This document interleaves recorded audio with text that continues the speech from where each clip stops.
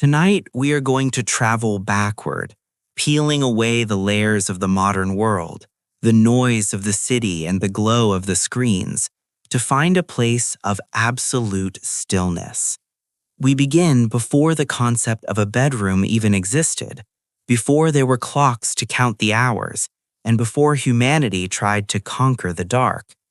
You are standing on the precipice of a time when the night was not a problem to be solved, but a vast ocean to be entered. Imagine standing on a ridge in a world that is completely silent. There are no engines humming in the distance, no electricity buzzing in the walls. The air around you is cool and smells of crushed pine needles, damp earth, and the ozone scent of a storm that passed hours ago. Above you, the Milky Way isn't just a faint smear. It is a thick, bright river of diamond dust that stretches from one horizon to the other. It is so bright it almost casts a shadow. This is the world of your oldest ancestors, and here, sleep was a very different thing. You are probably used to thinking of sleep as a solid block of time, something you must achieve perfectly. But here, in this ancient forest, sleep is fluid. It is a tide. You are one of the early people, and you do not have a house. You do not have a bed. You have the trees. Before humans mastered fire, the ground was the domain of the lion and the wolf. So you look up, you climb.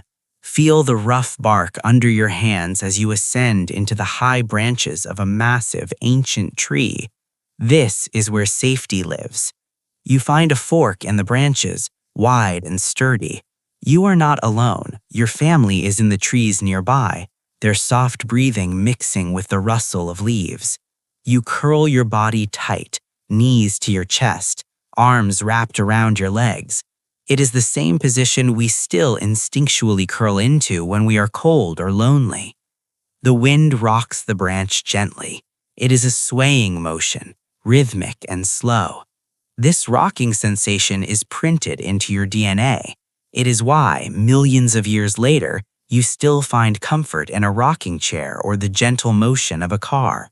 You are not sleeping for 8 hours straight. You sleep in small, watchful bursts.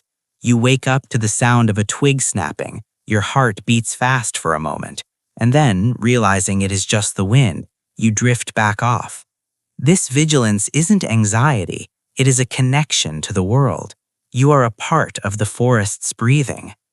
As you drift in this canopy, you realize that the modern struggle with insomnia might just be a misunderstanding of your own biology. Your body remembers this time. It remembers waking up to check for danger. It remembers that silence was safety. In this high nest, surrounded by the scent of green leaves and the infinite starlight, there is no pressure to sleep. There is only the permission to rest. Now, let the scene dissolve. Time moves forward, flowing like a river. You open your eyes, and the world has changed. The air is warmer now, and it smells different. It smells of wood smoke. This is the defining aroma of humanity, the sharp, comforting scent of burning oak and cedar.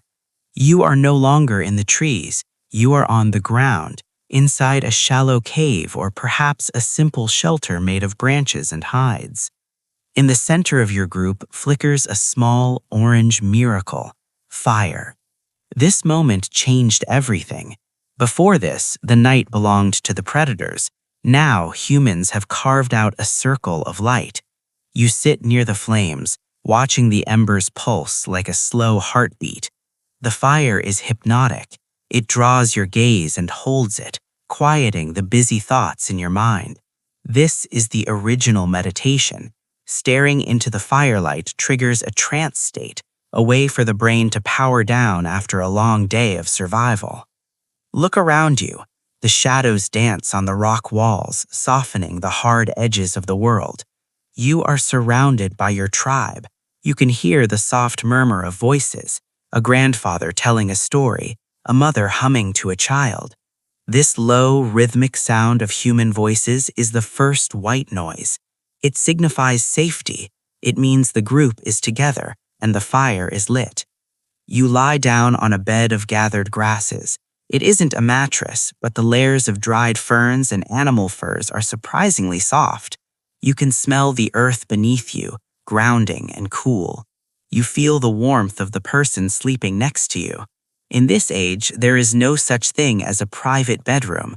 Sleep is a communal act. It is a shared trust. By sleeping together, huddled in a pile of furs and limbs, you share body heat and you share protection.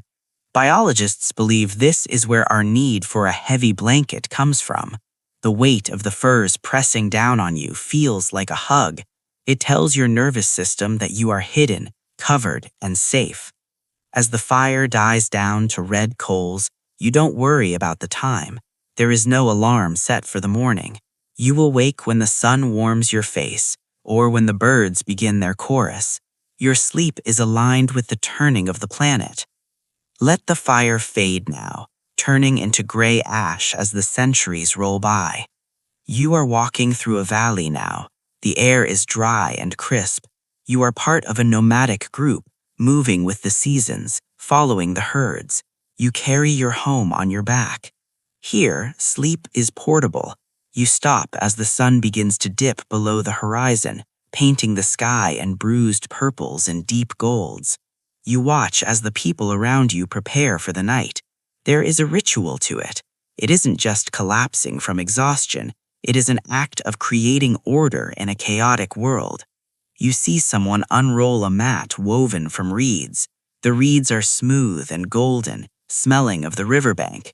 They place it carefully on a flat patch of ground, sweeping away the small stones. Another person arranges stones in a circle around their sleeping spot. It's a small wall, no higher than an ankle, but it marks a boundary. Inside the stones is home. Outside is the wild. This psychological trick allows the mind to relax. Even today, we lock our doors not just for physical safety, but for the psychological feeling of closing off the world. You lie down on the reed mat. It is firm, supporting your back. You look up and the sky is a dome of infinite depth. Without the canopy of trees or the roof of a cave, you are exposed to the universe, but you don't feel small, you feel connected. The constellations are your map and your clock. You watch the Great Bear turn slowly around the pole star. This movement of the heavens is the only clock you need. It is a slow, majestic timepiece that never rushes. In this nomadic life, you might wake up in the middle of the night. This was normal. Historians call it the watch. Between your first sleep and your second sleep, there is a period of quiet wakefulness. The camp is silent, save for the occasional shifting of a body or the crackle of a dying log. In this quiet hour, you might tend the fire, or whisper to a loved one, or simply look at the moon. There is no anxiety about being awake. You know that sleep will return, just as the tide returns to the shore. You let your thoughts wander, unburdened by the to-do lists of the future. This wakefulness is a gift, a moment of pure existence. Close your eyes again. Feel the dry wind brush your cheeks. When you open them, the landscape has transformed. You are standing at the edge of a field of golden wheat. In the distance, you see the silhouette of square mud brick houses. The age of agriculture has begun. Humans have stopped wandering and have started building. You walk towards the village. The air smells of baking bread and livestock. For the first time, there are walls. Thick, solid walls that block out the wind and the wolf. You enter a small house. It is dark and cool inside, a relief from the heat of the day. There is a raised platform in the corner, covered in woven wool blankets. A bed, a permanent place for rest. This is a profound shift. You are no longer sleeping on the ground. You are elevated, separated from the earth. The walls create a deep, quiet darkness. Here, sleep becomes heavier, deeper. With the safety of sturdy doors and the stored grain in the silo, The deep adrenaline of survival begins to fade. You can afford to sleep deeply now. But with farming comes a new master, the sun. You must wake when the light breaks to tend the fields. The flexible sleep of the hunter-gatherer is replaced by the schedule of the farmer. Yet it is still a natural rhythm. When the sun sets, the work ends. There are no lamps bright enough to turn night into day, so the village grows quiet.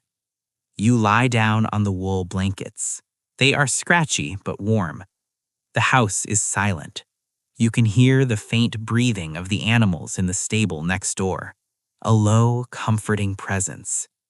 This connection to other living things is still vital for your peace of mind. You drift off, knowing that tomorrow will bring hard work, but tonight is for restoration. The darkness here is absolute, a velvet curtain that shuts out the world. Let the centuries speed up now. The mud bricks turn to stone, then to wood, then to glass and steel.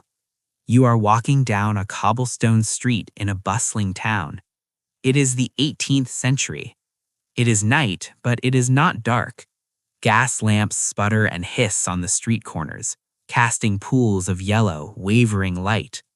You hear the clip-clop of horses and the murmur of people leaving a tavern. The night has become a time for social life, for work, for travel. You enter a house. There are candles burning on the table. You see a person reading a book. This is a revolution. For the first time, human activity is not bound by the sun. We have stolen hours from the darkness. It is exciting. It feels like freedom. But there is a cost. You walk up the stairs to a bedroom. There is a heavy wooden bed with a feather mattress. It is soft, luxurious. You sink into it. But outside, a clock tower chimes the hour. Time has become a machine. It clicks and whirs, dividing the night into minutes and seconds. You feel a subtle pressure to sleep now, to sleep fast, because the factory whistle will blow in the morning. This is the beginning of modern sleep anxiety, the separation of the body from the earth's rhythm. You lie there, listening to the clock ticking on the mantelpiece. Tick, tick, tick. It is a relentless sound. You try to force sleep to come, but sleep cannot be forced. It can only be invited. Now, take a deep breath. Let that image fade. We are coming to the end of our journey, back to where you are right now. You are in your own bed. The room is quiet. But now you carry the memory of all those who slept before you. You understand that your body is an ancient vessel designed for a world of starlight and fire, not blue screens and LEDs. When you find yourself awake in the middle of the night, do not fight it. Remember the watch of the nomads. Treat it as a quiet, sacred time. When you feel the need for a heavy blanket, remember the furs of the Ice Age hunters.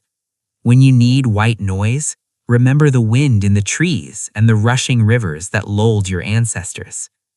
You realize that you don't need to learn how to sleep. You already know.